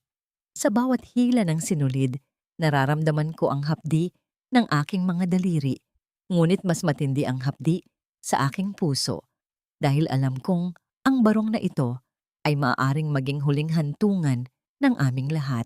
Sa gitna ng malalim na gabi, tanging ang maliit na lampara sa sulok ng silid ni Don Alejandro ang nagbibigay ng liwanag. Hawak ni Teresa ang karayom. Maingat na tinatapos ang huling disenyo sa harap ng barong Tagalog. Ang telang pinya ay tila kumikinang sa dilim, isang simbolo ng dangal na pilit dinudungisan ng kasakiman. Ang bawat tusok niya ay maingat. Tila ba kapag nagkamali siya, ay tuluyan ng mapuputol ang manipis na hibla ng kanilang pag-asa. Narinig niya ang mahinang paggalaw mula sa kama. Dahan-dahang lumingon si Teresa at nakita ang kanyang biyenan na nakatingin sa kanya. Ang mga mata ni Don Alejandro ay puno ng lungkot habang pinagmamasdan ang pagpapagal ng kanyang manugang. Anak, magpahinga ka na. Ang paos na bulong ng matanda. Masyado ng malalim ang gabi. Ang iyong mga mata ay namumula na sa puyat at pag-iyak. Kailangan ko itong tapusin, tatay. Ang sagot ni Teresa, ang kanyang boses ay tila isang marahang hangin. Ito na lamang ang tanging bagay na hawak ko na hindi nila kayang nakawin. Ang aking pagmamahal at respeto sa inyo. Bukas ang inyong kaarawan. Bukas ang araw na itinakda ni Doña Imelda para sa kanyang huling pagtatanghal. Naging seryoso ang mukha ni Don Alejandro. Ang pagbanggit sa pangalan ni Imelda ay tila nagdala ng isang malamig na simoy ng hangin sa loob ng silid. Narinig mo ang sinabi ni Selena, hindi ba? Ang tungkol sa baril. Napatigil ang kamay ni Teresa. Ang alaala ng boses ni Mana ng Selena sa kusina kanina ay tila isang lason na muling kumalat sa kanyang isipan. Opo, tatay. Takot ako. Takot ako hindi para sa sarili ko, kundi para sa inyo. Paano kung hindi na sapat ang ating mga plano? Paano kung tuluyan na silang mawalan ng katuwiran? Teresa, makinig ka sa akin. Ang wika ni Don Alejandro, ang kanyang boses ay naging matatag at puno ng awtoridad. Sa ilalim ng aking kama, sa likod ng kaliwang paa nito, may isang maliit na butas sa sahig na natatakpan ng alpombra. Doon ko itinago ang tunay na testamento at ang mga dokumento ng pag-aari ng ating pamilya sa probinsya. Kung sakaling may mangyari sa akin bukas, kunin mo yon at tumakas ka. Hanapin mo ang taong kausap ni Selena. Siya ang magliligtas sa iyo. Sino po siya, tatay? Ang tanong ni Teresa, ang kanyang puso ay mabilis na tumitibok. Siya ang aking panganay na anak sa una kong asawa, ang kapatid ni Emilio, na matagal na nilang pinalabas na pumanaw na. Ang pagbubunyag ni Don Alejandro na nagpagulat kay Teresa. Siya ang tunay na tagapagmana at siya ang tanging may sapat na lakas upang harapin ang kadiliman ni Imelda. Bago pa man makapagtanong muli si Teresa, narinig nila ang marahas na yabag sa pasilyo. Ang tunog ng mga sapatos ni Doña Imelda ay tila isang babala. Mabilis na nagkunwaring natutulog si Don Alejandro at si Teresa naman ay mabilis na ibinalik ang kanyang atensyon sa pananahi. Bumukas ang pinto ng walang babala. Pumasok si Doña Imelda, suot ang kanyang kulay pulang silk na robe na tila kulay ng dugo sa ilalim ng malamlam na ilaw. May hawak siyang isang baso ng alak at ang kanyang mga mata ay nanlilisik sa pagod at galit. Hindi ka pa rin ba tapos sa basahang yan, Teresa? Ang tanong ni Doña Imelda, ang kanyang boses ay puno ng pangungutya. Bukas, sa harap ng ating mga bisita, sisiguraduhin kong iyan ang huling damit na itatahi mo sa loob ng bahay na ito. Pagkatapos ng party, aalis na kayo ng matandang iyan. Dadalhin ko kayo sa isang lugar kung saan wala nang makakaistorbo sa atin. Tumingin si Teresa sa kanyang biyenan. Pilit na itinatago ang kanyang panginginig. Opo, Doña Imelda. Matatapos na po ito. Lumapit ang matanda kay Teresa at hinawakan ang telang pinya. Napakaganda. Sayang naman kung mababahiran ito ng dumi o ng dugo. Isang malamig na ngiti ang sumilay sa mga labi ni Doña Imelda bago siya lumabas. Ang tunog ng pag-ikot ng susi mula sa labas ay tila isang huling hatol. Sila ay muling nilak sa loob ng silid. Nang muling tumahimik ang paligid, dahan-dahang tumayo si Teresa at lumapit sa ilalim ng kama. Kinakabahan niyang hinanap ang butas na sinabi ni Don Alejandro. Naramdaman ng kanyang mga daliri ang isang matigas na bagay sa ilalim ng alpombra. Ngunit bago pa man niya ito mailabas, narinig niya ang isang mahinang kaluskos mula sa itaas ng kisame. Tumingala siya at nakita ang isang maliit na pulang ilaw na kumukurap-kurap mula sa loob ng aircon vent. Ang kanyang hininga ay napatid, isang hidden camera. Naramdaman ni Teresa ang panlalamig ng kanyang buong katawan. Kanina pa ba sila pinapanood? Alam na ba ni Doña Imelda ang tungkol sa lihim na testamento? Ang bawat segundong lumilipas ay tila isang mabilis na pag-atras ng oras patungo sa isang pagsabog na wawasak sa lahat ng kanilang pinaghirapan. Ang pinakamatingkad na ngiti ay madalas na nagtatago ng pinakamaitim na balak, gaya ng marangyang handaan na ito na nakalaan para sa isang taong ang hangad nila ay tuluyan ng mawala. Sa bawat bulaklak na iniayos sa florera, At sa bawat kandelabra na sinisindihan, nararamdaman ko ang lamig ng isang libingan na unti-unting binubuo sa gitna ng sala. Sumikat ang araw ng kaarawan ni Don Alejandro na may kasamang kakaibang bigat sa hangin. Ang mansyon ng mga Reyes, na dati ay tahimik at malamig, ay biglang nabuhay sa ingay ng mga taga-catering at mga florist. Ang bawat sulok ay pinalamutian ng mga puting bulaklak at mamahaling tela, isang balatkayo ng kaligayahan upang pagtakpan ang amoy ng lason at pagtataksil na nanunuot sa bawat dingding. Sa loob ng silid, nakatayo si Teresa sa tapat ng bintana. Suot ang kanyang pinakamagandang Filipiniana na tila isang kulungan ng sutla. Alam niyang sa bawat galaw niya, ang pulang ilaw mula sa loob ng aircon vent ay nakatingin, tila isang mata ng demonyo na nagbabantay. Hindi siya maaring lumapit sa ilalim ng kama upang kunin ang testamento. Ang bawat segundong lumilipas ay tila isang butil ng buhangin na mabilis na nauubos sa loob ng orasan. Bumukas ang pinto at pumasok si Doña Imelda. Napakaganda niya sa kanyang suot na kulay gintong terno. Ang kanyang mga brilyante ay kumikinang sa ilalim ng ilaw. Ngunit ang kanyang mga mata ay nananatiling malamig gaya ng yelo. Teresa, ilabas mo na ang iyong biyenan, ang utos ni Doña Imelda habang tinitingnan ang kanyang sarili sa salamin. Ang mga bisita ay nagsisidatingan na.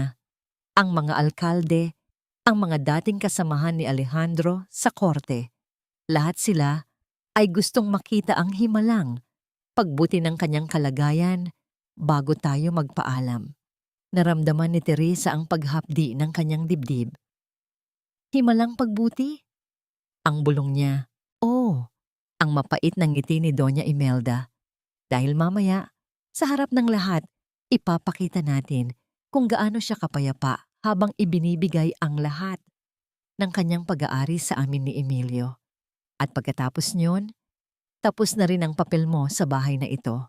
Dahan-dahan nilang inilabas si Don Alejandro sa kanyang wheelchair.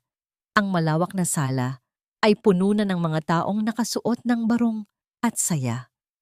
Ang tunog ng mga kubyertos na nagtatama sa porselana at ang mahinang musika ng violin ay tila isang mapanuring koro. Si Emilio ay naroon din, abala sa pag-inom ng alak at pakikipagtawanan sa mga bisita.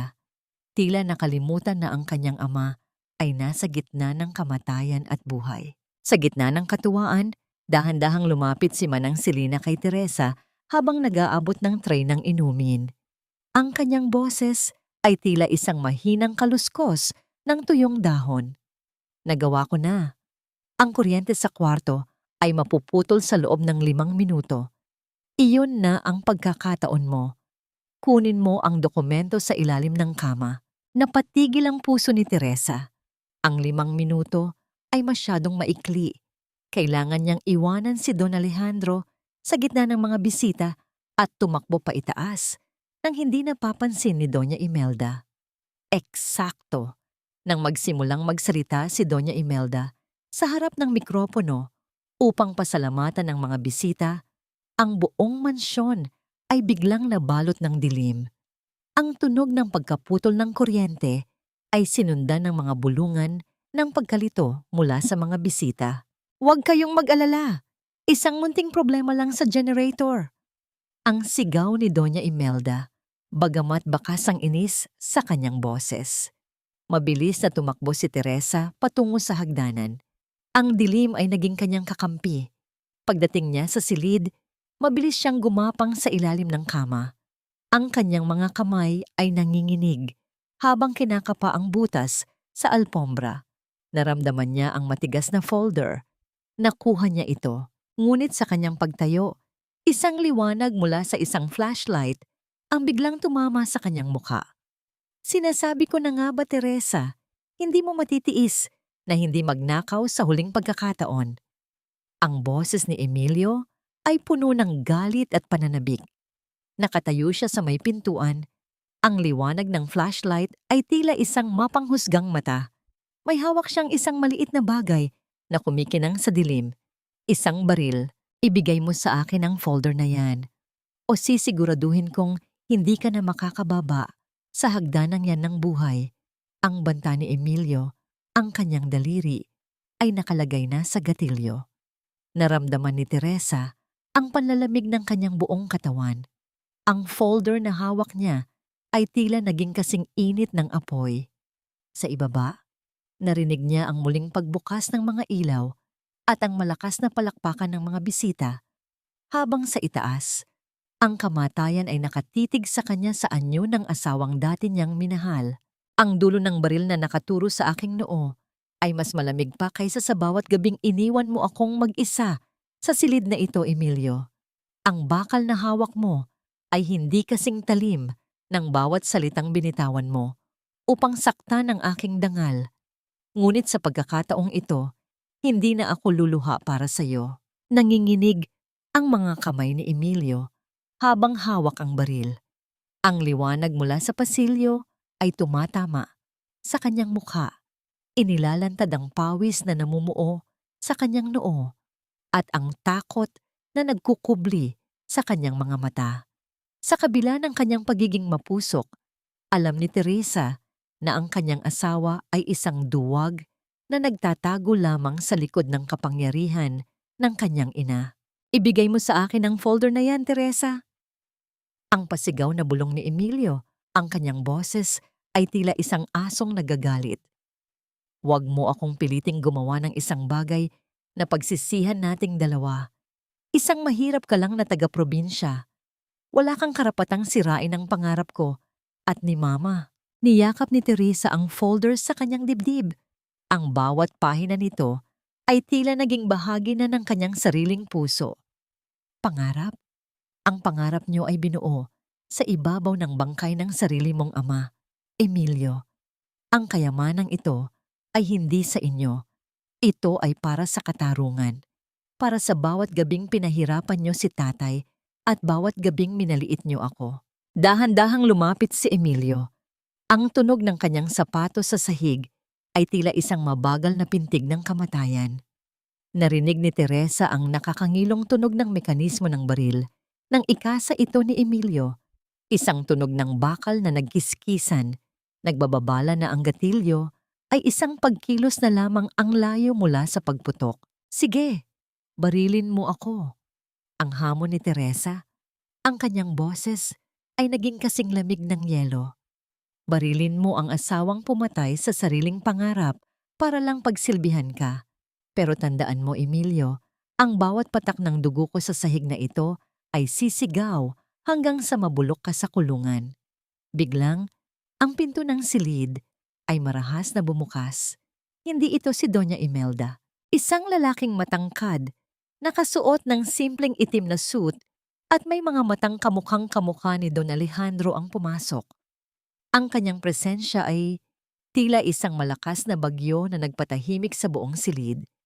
Kasunod niya si Manang Selina, na ang mga mata ay puno ng pag-asa. Ibagsak mo ang baril na yan, Emilio. Ang wika ng lalaki. Ang kanyang boses ay malalim, puno ng awtoridad na hindi matitibag. Sino ka? Anong ginagawa mo sa bahay ko? Ang sigaw ni Emilio, bagamat bakas ang panginginig sa kanyang boses. Hindi mo na ba kilala ang kapatid mo? Ang sagot ng lalaki habang dahan-dahang lumalapit. Ako si Gabriel, ang panganay na anak na itinago niyo sa dilim. Ang anak na pilit ninyong pinatay, ang pangalan, upang makuha ang lahat. Napatulala si Emilio. Ang kanyang kamay na may hawak ng baril ay dahan-dahang bumaba. Sa pagkakataong yun, mabilis na kumilos si Gabriel. Sa isang mabilis na paggalaw, naagaw niya ang baril mula kay Emilio at itinulak ito palayo. Ang tunog ng baril na tumama sa dingding ay umalingaw-ngaw. Kasunod ng mahinang pag-ungol ni Emilio na napasandal sa pader. Mabilis na lumapit si Teresa kay Gabriel, hawak ang folder. Narito po ang katotohanan, kuya. Tiningnan ni Gabriel si Teresa nang may paghanga at respeto. Salamat, Teresa. Salamat sa pag-aalaga kay Papa. Ngayon, hayaan mong ako naman ang tumapos sa digmaang ito. Ngunit sa ibaba, narinig nila ang malakas na boses ni Doña Imelda sa mikropono.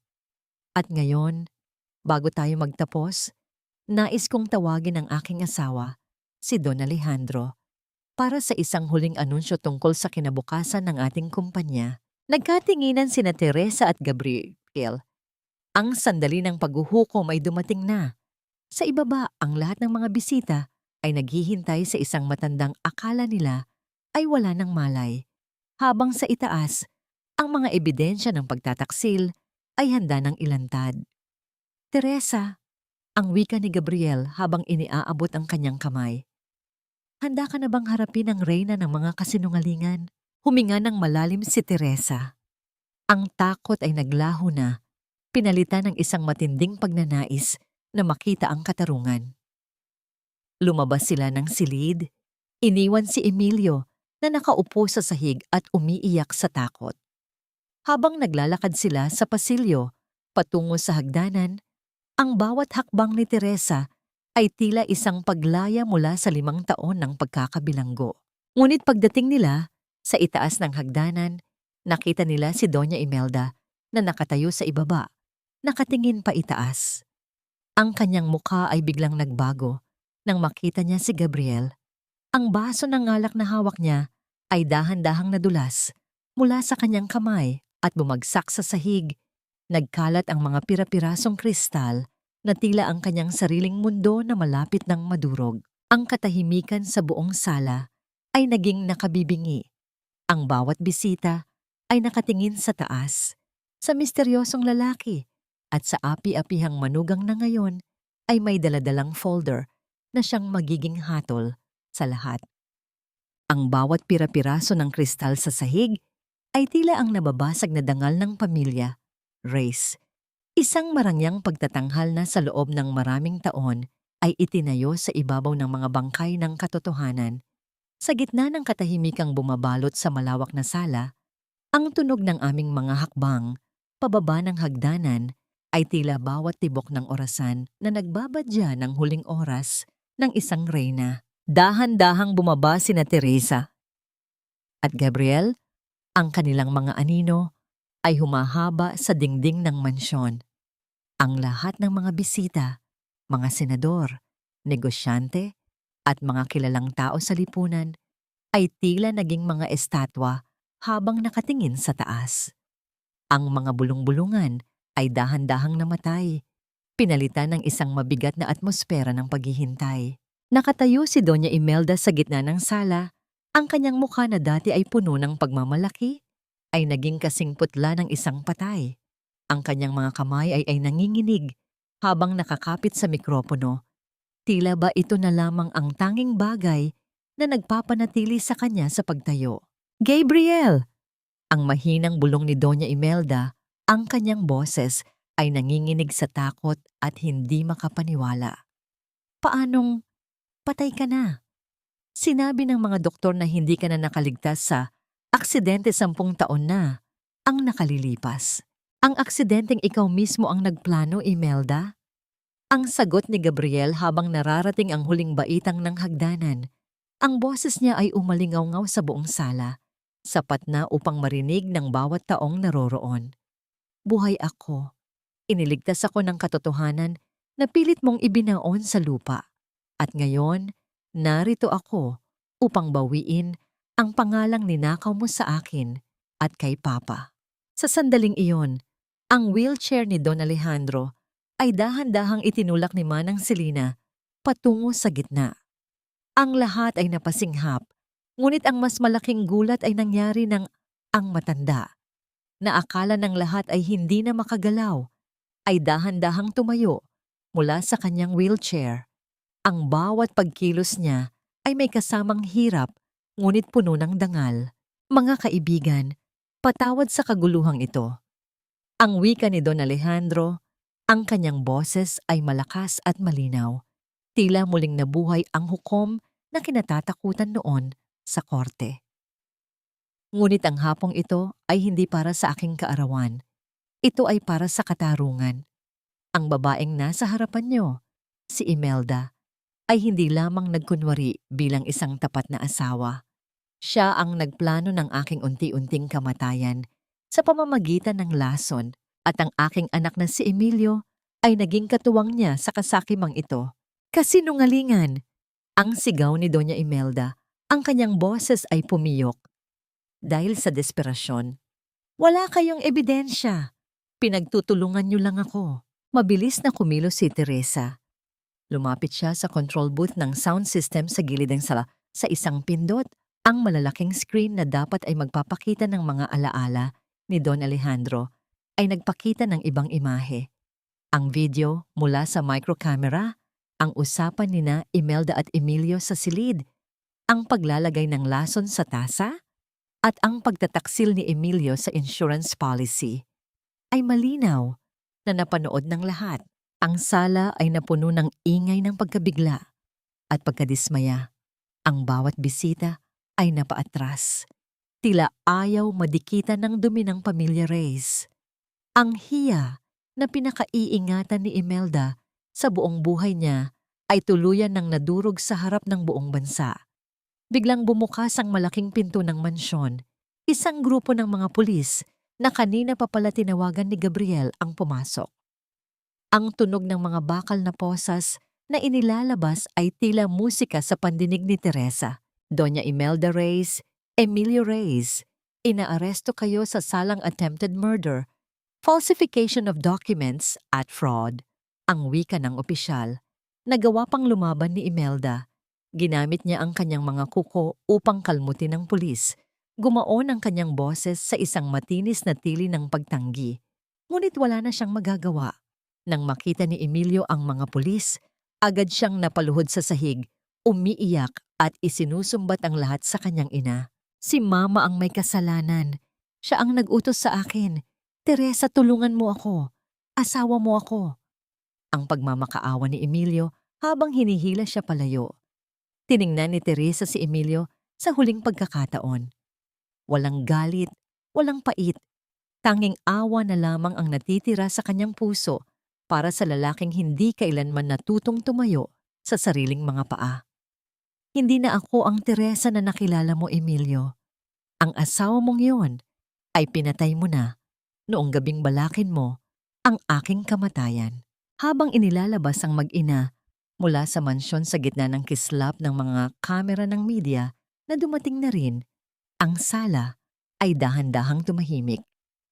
Ang marangyang handaan ay natapos sa isang mapait ngunit matamis na tagumpay.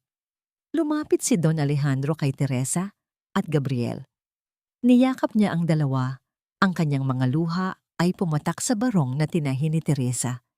Ang bawat hibla ng telang yon ay naging saksi sa isang digmaang hinding-hindi na malilimutan. Salamat, anak.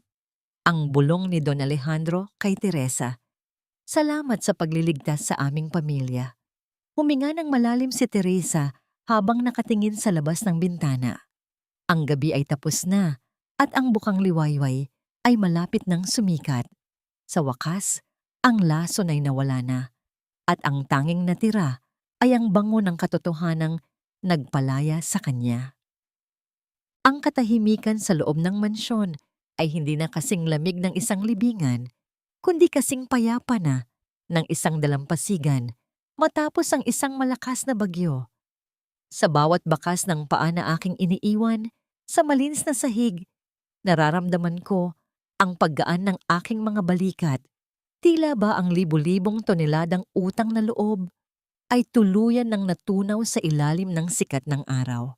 Isang linggo na ang lumipas mula nang gumuho ang mundong itinayo ni Doña Imelda sa ibabaw ng mga kasinungalingan. Ang mansyon ng mga Reyes, na dati ay puno ng mga anino ng takot, ay dahan-dahan nang binubuksan ang mga bintana upang papasukin ang sariwang hangin at liwanag. Wala na ang amoy ng lason. Ang tanging nananatili ay ang amoy ng kape sa umaga at ang mahinang tunog ng mga ibon sa labas. Pumasok si Don Alejandro sa silid, hindi na sa wheelchair, kundi gamit ang isang matibay na baston. Ang kanyang mukha ay masigla na. Ang mga kulubot sa kanyang noo ay tila naging mga marka na lamang ng isang labanang kanyang napagtagumpayan. Kasunod niya si Gabriel, na ngayon ay abala sa pag-aayos ng mga legal na dokumento upang linisin ang pangalan ng pamilya. Handa ka na ba, anak? Ang tanong ni Don Alejandro. Ang kanyang boses ay puno ng init at pagmamahal. Tumingin si Teresa sa labas, sa mga maleta na nakahanda na sa pintuan. Opo, tatay. Sabik na po akong makitang muli ang amoy ng palayan sa Pangasinan.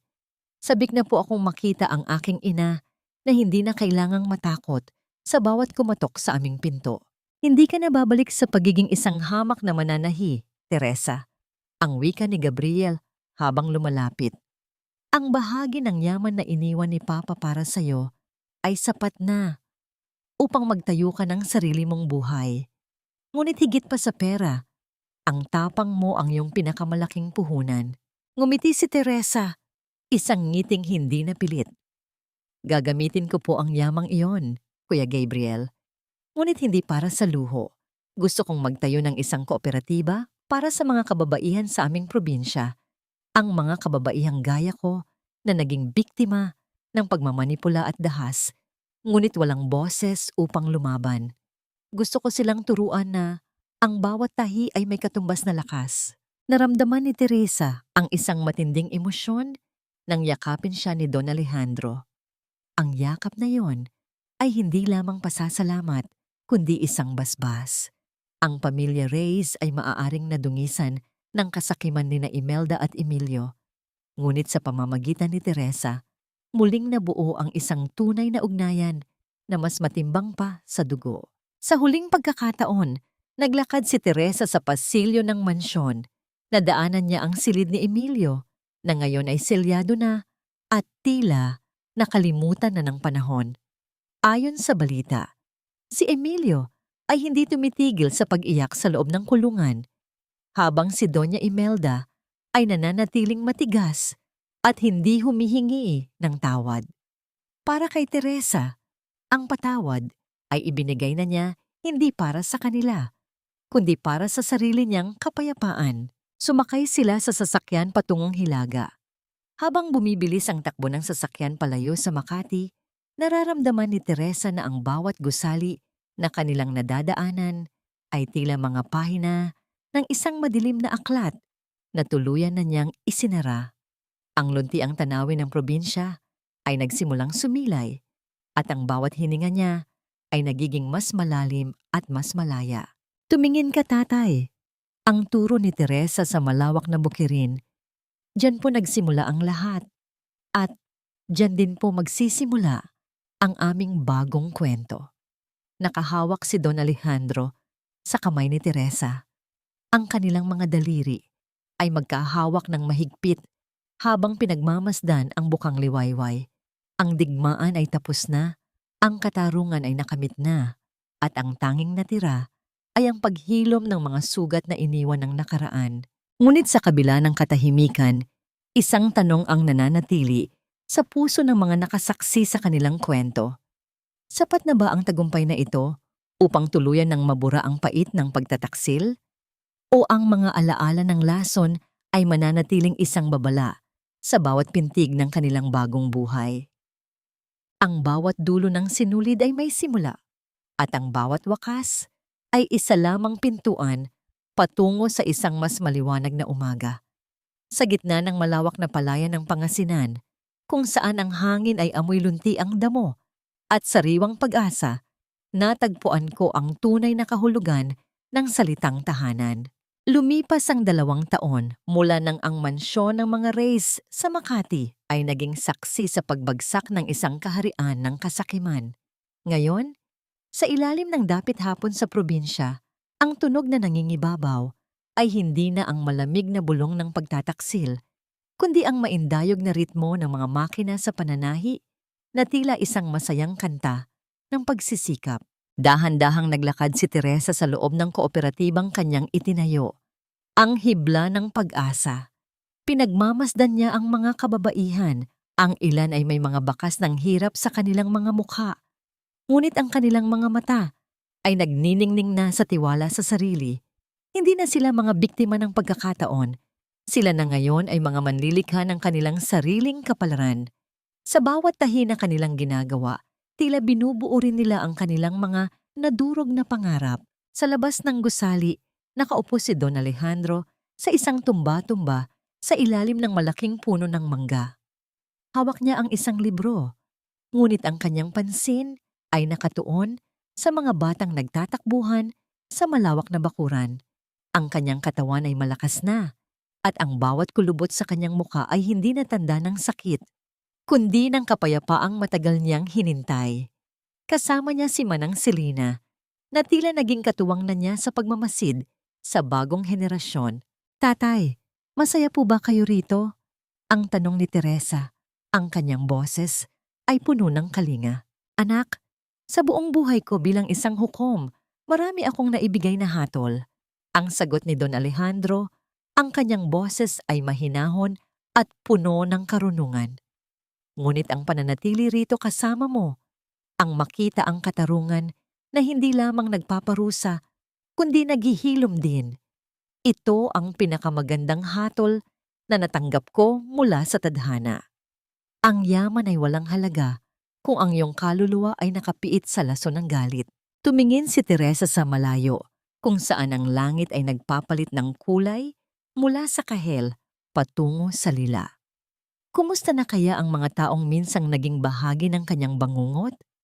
Si Doña Imelda at Emilio ay nananatili pa rin sa likod ng mga rehas, tinitiis ang lamig ng katarungang sila rin ang nagtanim. Nagpatawad na ba siya?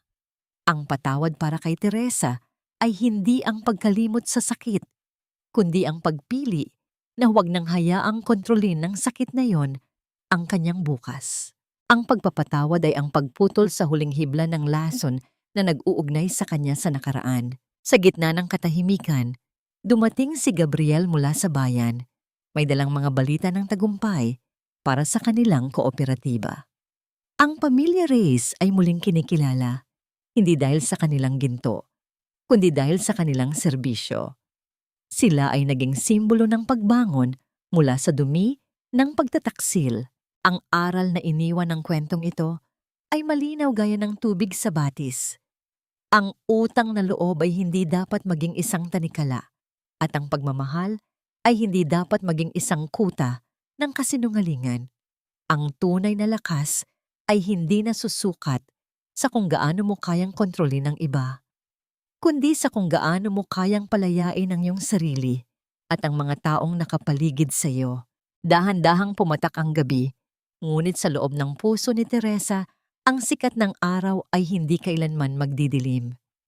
Ang kanyang mga kamay, na dati ay tanging karayom at sinulid lamang ang hawak, ay may hawak na ngayon na isang mas malaking kapangyarihan. Ang kapangyarihan ng isang pusong malaya, nagmamahal, at tuluyan ng naghilom. Ang bukang liwayway sa pangasinan ay hindi lamang tanda ng pagtatapos ng dilim, kundi ang simula ng isang buhay na wala ng bahid ng lason at pag-aalinlangan. Sa bawat dahan-dahang pag-ikot ng makina sa pananahi, tila naririnig natin ang bawat tibok ng puso ni Teresa na sa wakas ay malaya na. Mga mahal kong tagapakinig, mula sa kailaliman ng aking puso, maraming salamat sa pagsama ninyo sa akin sa mahaba at madamdaming paglalakbay na ito. Habang isinusulat ko ang bahaging iyon, kung saan hinarap ni Teresa ang dulo ng baril ni Emilio habang yakap-yakap ang katotohanan, hindi ko mapigilang mapaluha.